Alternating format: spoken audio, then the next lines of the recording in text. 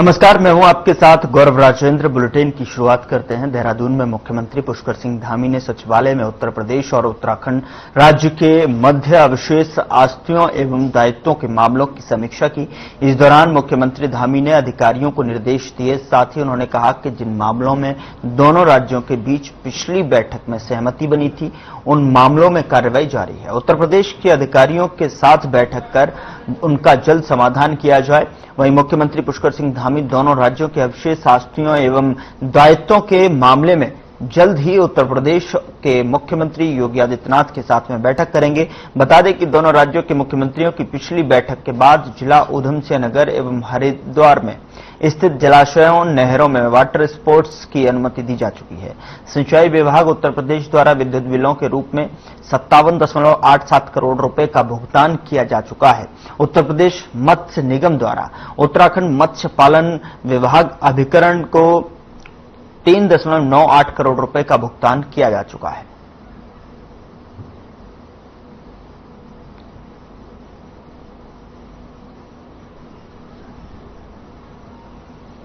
उधर मुख्यमंत्री पुष्कर सिंह धामी ने फोटोग्राफर भूमेश भारती की coffee table book aerial vistas of Uttarakhand का विमोचन किया। उन्होंने कहा कि दिल्ली देहरादून एलिवेटेड रोड पर जल्द शुरू होगी और आपको बता दें कि जिससे पर्यटक बढ़ेंगे और सरकार पूरी तैयारी में जुटी है। Rispana Bindal 26 kilometre elevated road के लिए केंद्र से अनुरोध किया गया है। फ्लोटिंग पॉपुलेशन की सुविधाओं हेतु नीति आयोग से ग्रांट मांगी गई है। मुख्यमंत्री ने बताया कि उत्तराखंड एसडीजी, जीईपी और यूसीजी में अग्रणी राज्य रहा है।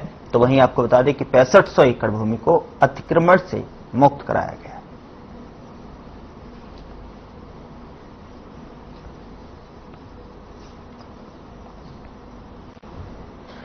त्रिस्तरीय पंचायत सामान्य निर्वाचन 2025 के तहत रुद्रप्रयाग में नामांकन प्रक्रिया शांतिपूर्ण और सुव्यवस्थित रूप से जारी है। बता दें कि जनपद के तीनों विकासखंड अगस्त्यमुनि, जखोली और ऊखीमठ के अंतर्गत सभी ग्राम पंचायतों के ग्राम प्रधान पदों और ग्राम पंचायत सदस्यों, क्षेत्र पंचायत सदस्यों और जिला पंचायत सदस्यों के लिए निर्देशन पत्रों का क्रय विक्रय सुचारू रूप से किया जा रहा है। प्रत्याशियों और उनके समर्थकों द्वारा नामांकन केंद्रों पर निर्धारित समय और दिशा निर्देशों के अनुरूप शांति एवं अनुशासन के साथ नामांकन पत्र दाखिल किए जा रहे हैं।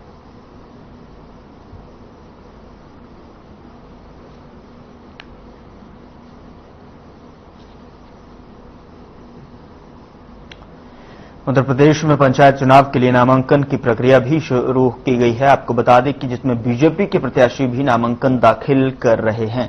प्रदेश में इस बार 12 जिलों में पंचायत चुनाव होंगे, जिसकी तैयारियों में बीजेपी जुटी हुई है, जिसको लेकर पार्टी संगठन भी रणनीति बनाई है और इस बार पंचायत चुनाव में बीजेपी को बेहतर नतीजों की उम्मीद है।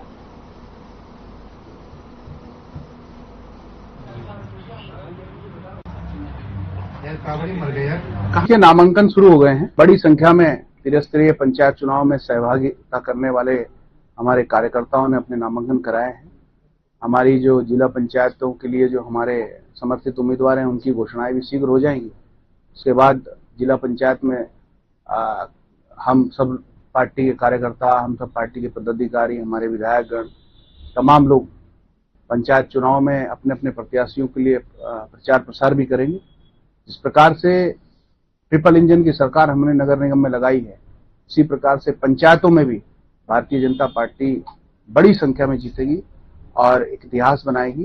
ट्रिपल इंजन की सरकार पंचायत से लेकर के दिल्ली तक जो हमारा सपना है, उसको भारतीय जनता पार्टी उत्तराखंड में साकार करेगी। कावड़ी मर गया, कहाँ ट्रक पलट गया। उत्तराखंड बीजेपी ने महेंद्र भट्ट पर एक बार फिर भरोसा जताया है और उन्हें दूसरी बार प्रदेश अध्यक्ष चुना है। तो वहीं कांग्रेस इस पर कई सवाल निशान खड़े कर रही है। बता दें कि कांग्रेस प्रवक्ता का आरोप है कि बीजेपी ने अलोकतांत्रिक तरीके से अपना प्रदेश अध्यक्ष चुना है और आज प्रदेश में एक अघोषित आपातकाल जैसी स्थिति बनी हुई है। प्रदेश अध्यक्ष की रिपीट करना यह दर्शाता है कि बीजेपी में काबिल और होनहार नेताओं की कमी है। महेंद्र भट्ट पर बीजेपी की एक व्यक्ति पर एक पद की नीति भी लागू नहीं हो पाई। ऐसे में बीजेपी में आज निष्ठावान कार्यकर्ताओं और नेताओं का दमन हो रहा है। इस बात से इनकार नहीं किया जा सकता है।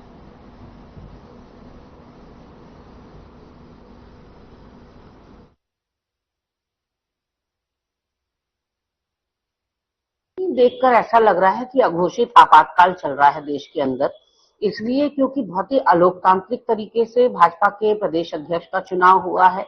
सिर्फ एक व्यक्ति ने नामांकन किया, जबकि चर्चे बहुत सारे नामों के थे, बहुत काबिल लोगों के थे। और प्रदेश अध्यक्ष को रिपीट करना ये बताता है कि भाजपा में काबिल और होनहार लोगों की कमी है। वहीं भाजपा जो अपनी नीति बताती है, एक व्यक्ति एक पद की बताती है। यहाँ तो पहले से राज्यसभा सांसद है महेंद्र भट्ट, तो क्या सब कुछ एक ही को मिलेगा? तो कहीं ना कहीं जो कार्यकर्ता है वो हाशिए पर है, उसके अंदर फ्रस्ट्रेशन है। जो नेताओं के नाम चर्चा में थे, मुख्यमंत्री ने उपस्थिति दर्ज कराकर नामांकन के दौरान उन सभी नेताओं को ये अस्पष्ट या अप्रत्यक्ष रूप से संदेश दे दिया कि जो नामांकन करने की तैयारी भी कर रहे हो वो भूल मत कर देना। तो ये तो एक अलोकतांत्रिक तरीका है जहां भाजपा में कार्यकर्ताओं का और नेताओं का दमन हो रहा है, वो साफ दिखाई पड़ रहा है।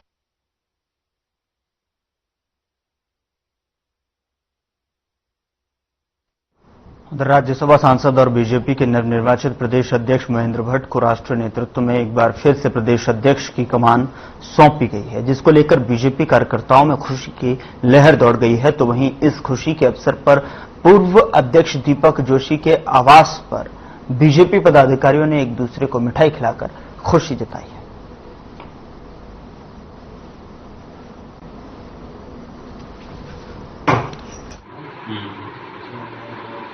आदरणीय महेंद्र भट्ट जी को पुनः प्रदेश अध्यक्ष बनने पर बधाई और शुभकामनाएं देता हूं। भारतीय जनता पार्टी राष्ट्रीय नेतृत्व का आभार प्रकट करता हूं कि माननीय महेंद्र भट्ट जी के नेतृत्व में उत्तराखंड के अंदर विधानसभा और लोकसभा दोनों चुनाव ऐतिहासिक जीते हैं और भारतीय जनता पार्टी एक परिवार के रूप में लगातार बढ़ते जा रही है। कार्यकर्ता का कुनबा परिवारों में काफी बड़ा हो गया है और कई निकाय चुनावों में भी उनके नेतृत्व में जीत मिली है और पार्टी ने उनको पुनः एक बार नेतृत्व दिया है। हमें पूरा विश्वास है कि भारतीय जनता पार्टी उत्तराखंड में और मजबूत होगी और 2027 के चुनाव में फिर से परचम लहराकर दोबारा यहाँ पर सरकार बनाएगी।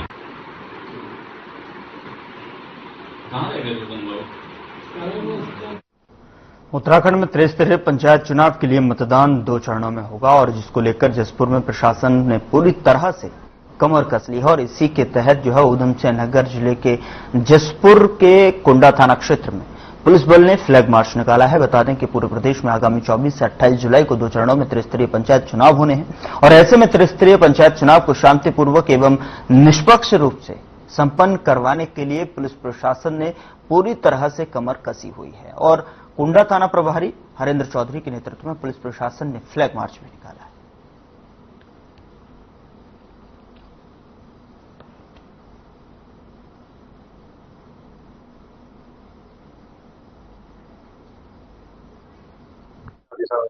जो आगामी त्रिस्तरीय पंचायत चुनाव जिनमें कानून शांति व्यवस्था बनाने के दृष्टिगत थाना कुंडा के जो संवेदनशील मतदान केंद्र वाले इलाके हैं उनमें शांति व्यवस्था के दृष्टिगत जो है आज थाना कुंडा की समस्त पुलिस द्वारा फ्लैग मार्च किया गया।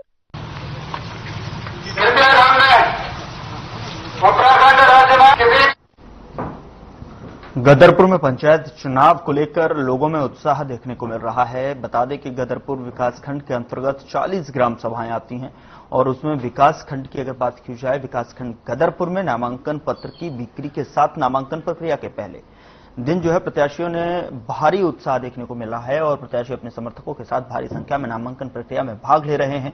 इस मुद्दे पर निर्वाचन अधिकारी शैलेंद्र सिंह ने कहा कि 985 नामांकन पत्रों की बिक्री हुई है और कई लोगों ने अपना नामांकन भी कराया है। 5 जुलाई तक नामांकन प्रक्रिया चलेगी और इस दौरान उन्होंने कहा कि इस चुनाव में आचार संहिता का कड़ाई से पालन कराया जाएगा। आचार संहिता का उल्लंघन करने पर कड़ी से कड़ी कार्रवाई की जाएगी।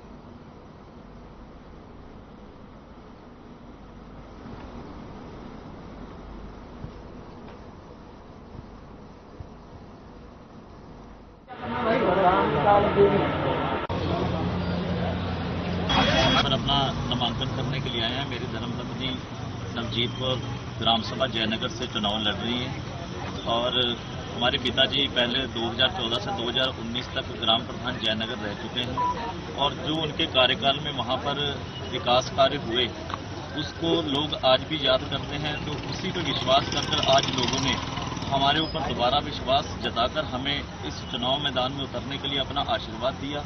तो हम सारे गांव वालों को साथ लेकर सबका साथ और सबका आशीर्वाद लेकर आज यहां पर हम नामांकन करने के लिए आए हैं, जिसमें कि हमारी ग्राम सभा जयनगर के सभी निवासी मेरे साथ यहां पर आए हैं और अपना आशीर्वाद भी दिया है उन लोगों ने।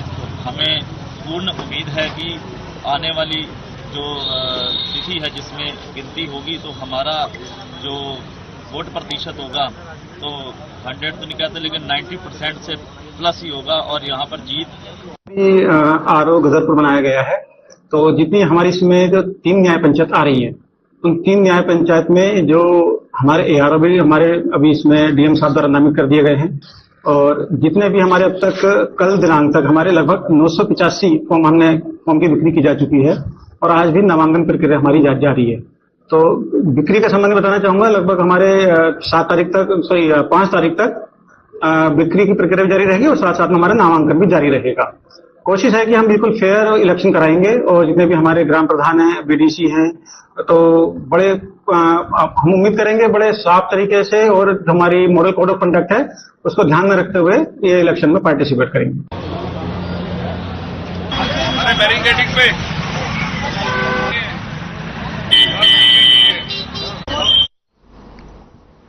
उत्तराखंड में पंचायत चुनाव की प्रक्रिया गतिमान है और ऐसे में सभी राजनीतिक दल अपनी अपनी चुनावी तैयारियों में लगे हुए हैं। तो वहीं विपक्षी दल तैयारी के साथ साथ सरकार को भी कोसने लगे हुए हैं और ऐसे में अब कांग्रेस के नेता सरकार की कार्यप्रणाली पर सवाल उठाते हुए आरोप लगा रहे हैं कि प्रदेश में भारी बारिश के बीच में पंचायत चुनाव करवाने से सरकार लोगों की जान के साथ में खिलवाड़ कर रही है।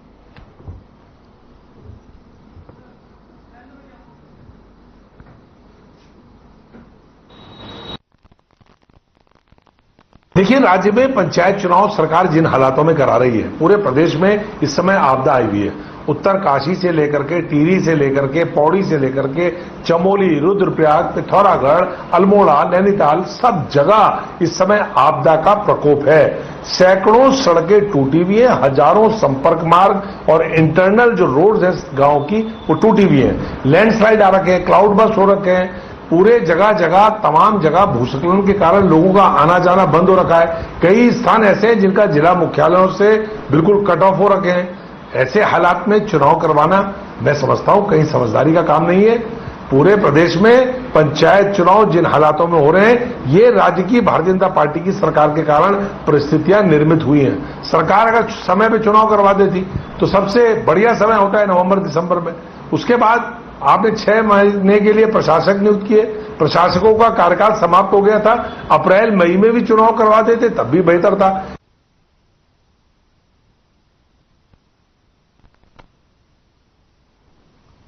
उधर मसूरी में देहरादून के जिलाधिकारी सविन को लोकरत्न हिमालय सम्मान से सम्मानित किया जाएगा। यह सम्मान प्रतिष्ठित पर्वतीय बिगुल सामाजिक सांस्कृतिक संस्था द्वारा अपने 29वें स्थापना दिवस 7 जुलाई को प्रदान किया जाएगा। दरअसल संस्था समय समय पर लोक सेवा, संस्कृति एवं समाज सेवा के लिए अनेक विभूतियों को सम्मान प्रदान करती आई है। संस्था के अध्यक्ष एवं प्रसिद्ध फिल्म निर्देशक प्रदीप भंडारी ने कहा कि देहरादून के जिलाधिकारी सविन बंसल द्वारा कार्यभार ग्रहण करते ही दिन रात सक्रिय रहकर लोगों की दिक्कतों को समझकर दूर किया है और उनके दर्जनों असाधारण निर्णय एवं उत्कृष्ट कार्य आज जनता के सम्मुख हैं। भोले भाले पहाड़ी लोगों एवं शांत हिमालयी प्रदेश उत्तराखंड को ऐसे ही सरल और कर्तव्यनिष्ठ अधिकारियों की आवश्यकता है।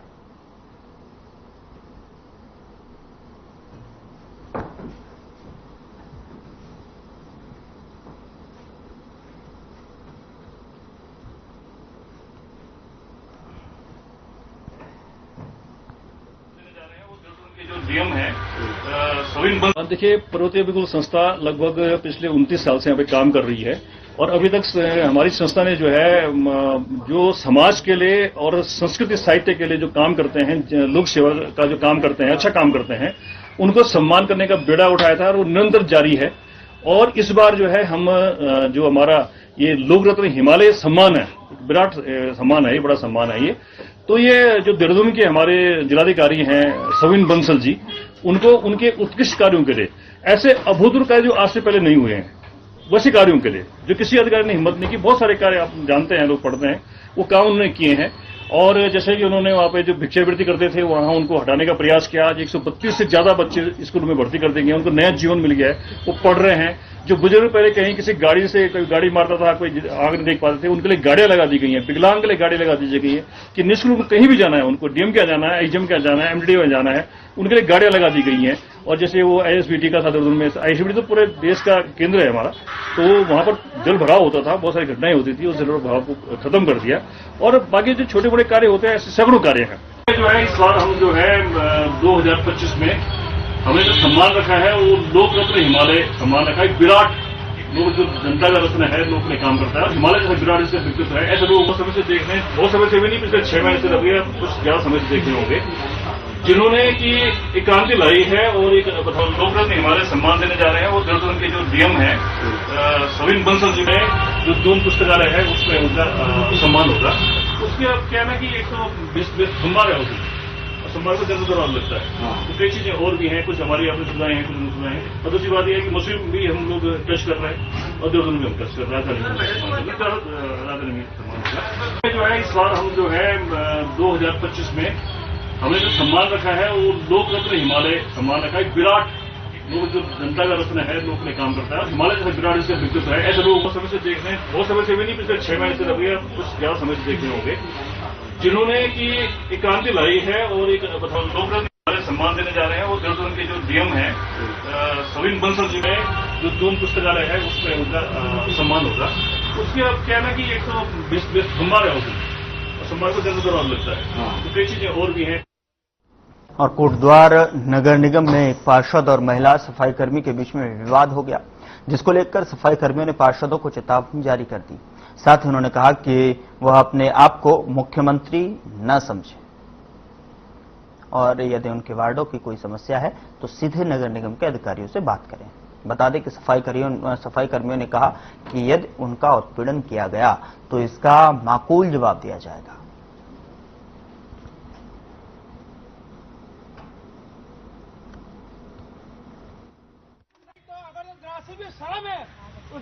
कर्मचारियों को अनावश्यक रूप से परेशान किया जा रहा है। वो तो पार्षद क्या मुख्यमंत्री अपने आप को समझ रहे हैं। और मैं समझता हूँ इस समाज के अगर एकत्रित हो जाती है तो मुख्यमंत्री का गुरु भी कुछ नहीं कर सकता।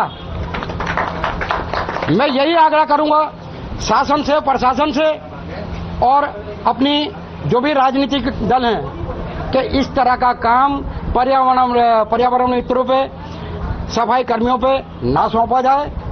इस तरह की भाषा का इस्तेमाल ना किया जाए, गालियों का इस्तेमाल नहीं किया जाए। अगर तुम्हारे साथ कोई दिक्कत है तो आप पर्यावरण मित्र को, सफाई कर्मचारी को नहीं बोलेंगे, आप सीधी रिपोर्ट उसकी प्रशासन को करेंगे।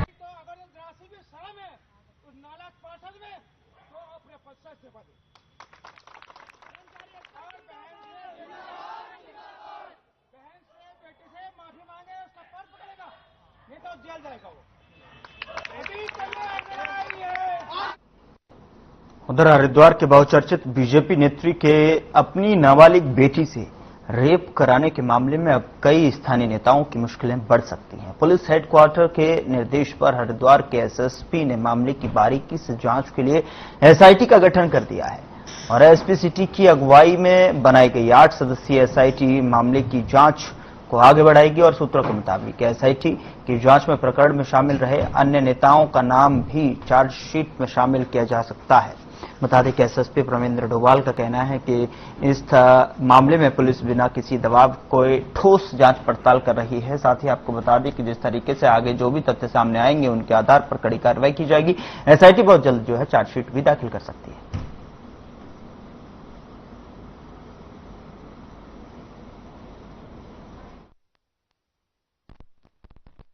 इसमें किसी प्रकार का कोई भी कहीं पर भी कोई ऐसा दबाव नहीं है किसी भी प्रकार का। इसमें माननीय मुख्यमंत्री जी का प्रथम दिन से ही ये था कि आप इसकी बिल्कुल गहनता से जांच करें।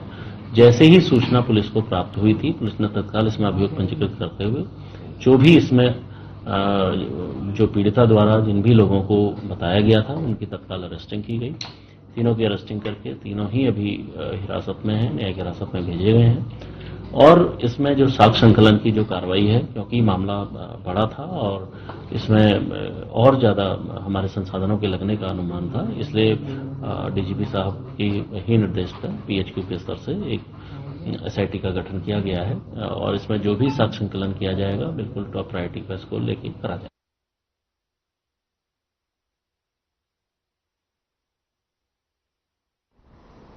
उधर जसपुर में मुहर्रम को लेकर कोतवाली परिसर में बैठक की गई और बैठक में सीओ ने निर्धारित रूट से ही जो है ताजिए निकालने के निर्देश दिए हैं। साथ ही उन्होंने शांतिपूर्ण ढंग से मुहर्रम पर्व मनाने की अपील की है और इस दौरान सुरक्षा, सफाई एवं बिजली की मांग की गई है। कोतवाली परिसर में मुहर्रम की बैठक में सीओ ने लोगों से अपील करते हुए कहा कि ताजियों की जो है ऊंचाई कम रखी जाए। उन्होंने पर्व को सादगी एवं शांतिपूर्ण ढंग से मनाने को कहा है। वहीं उन्होंने त्योहार पर गड़बड़ी करने वालों से सख्ती से निपटने की बात कही है। इस दौरान बिजली एवं डिश के झुके तार हटवाने, रास्तों की जो है और रातों की सफाई कराने के लिए रास्तों की सफाई कराने की मांग की है।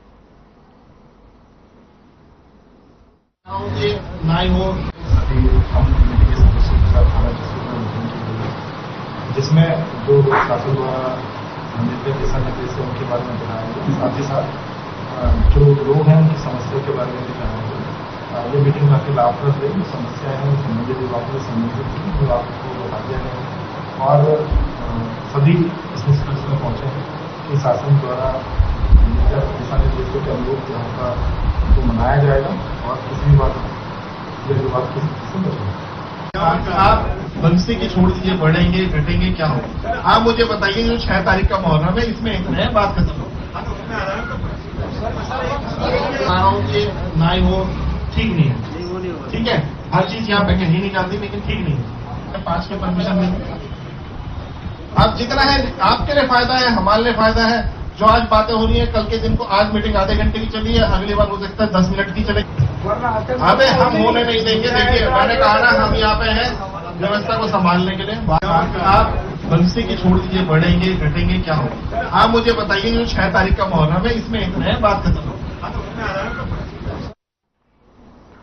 उत्तराखंड को नशामुक्त बनाने के लिए उत्तराखंड पुलिस द्वारा ड्रग फ्री देवभूमि अभियान चला रही है और आपको बता दें कि जिसके चलते देहरादून की मित्र पुलिस ने 4 तस्करों को गिरफ्तार किया है और इस मामले में देहरादून के एसपी सिटी प्रमोद कुमार ने बताया कि अनेक माध्यमों से जानकारी प्राप्त हो रही है और ऐसे में जो जानकारी प्राप्त हो रही थी उसके अनुरूप जो है देहरादून के ब्राह्मणवाला क्षेत्र में नशे का कारोबार किया जा रहा है, जिस पर एएनटीएफ और पटेल नगर थाना पुलिस ने जो है वहां पर छापा मारा। साथ ही उन्होंने कहा कि इन 4 अभियुक्तों से लगभग 46 ग्राम स्मैक और चरस बरामद की गई है, जिसकी अंतर्राष्ट्रीय बाजार में कीमत लगभग 8 से 9 लाख रुपए आंकी जा रही है।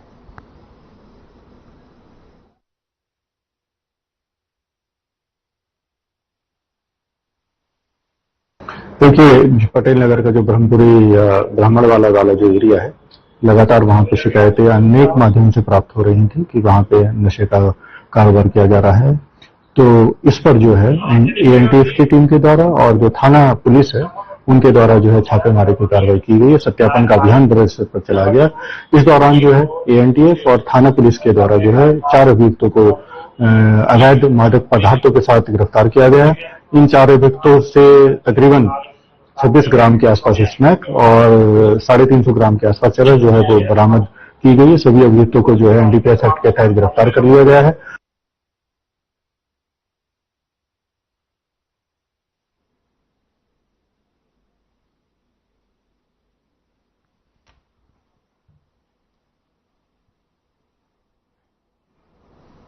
फिलहाल बुलेटिन में इतना ही। नमस्कार।